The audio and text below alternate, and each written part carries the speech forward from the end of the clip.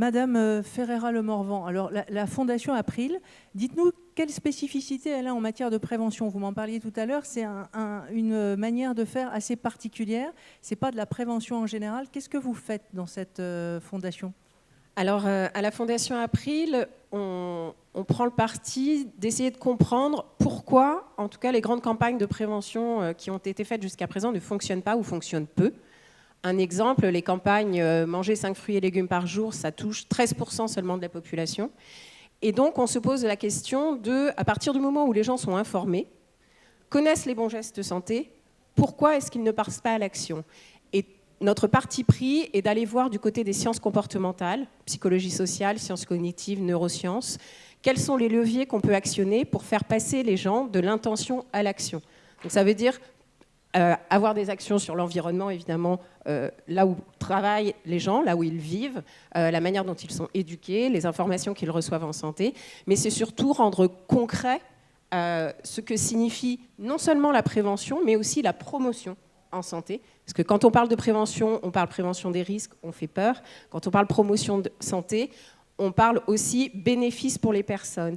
Et un des leviers est de remotiver le geste santé, c'est-à-dire de transcrire les grandes injonctions qu'on peut recevoir en qu'est-ce que je peux faire à mon échelle, qu'est-ce qui va me remotiver avec un bénéfice à court terme, parce que la plupart d'entre nous, évidemment, ont une préférence pour le présent. Et donc ce qu'on cherche à avoir, c'est effectivement... je veux bien manger 5 fruits et légumes par jour, mais je veux comprendre ce que ça fait à mon corps. Je veux pouvoir choisir de le faire ou pas. Et surtout, je veux pouvoir voir ce que ça me fait tout de suite. Et c'est ça un des grands enjeux, et c'est ce qu'on va étudier au sein de la Fondation April. Et ça, vous l'étudiez au sein de la Fondation April, mais ce n'est pas juste pour le groupe d'assurance, le courtier d'assurance que vous représentez, c'est quelque part une sorte de recherche que vous ouvrez finalement à la communauté entière.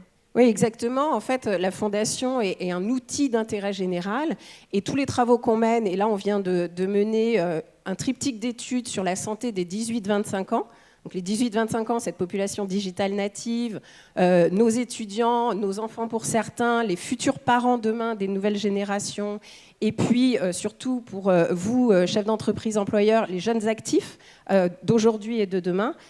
Donc on a étudié cette population-là, mais tous les résultats sont en open source, c'est-à-dire que sur le site de la Fondation, vous pouvez retrouver et exploiter l'ensemble de ces données, y compris les données brutes, pas uniquement les synthèses.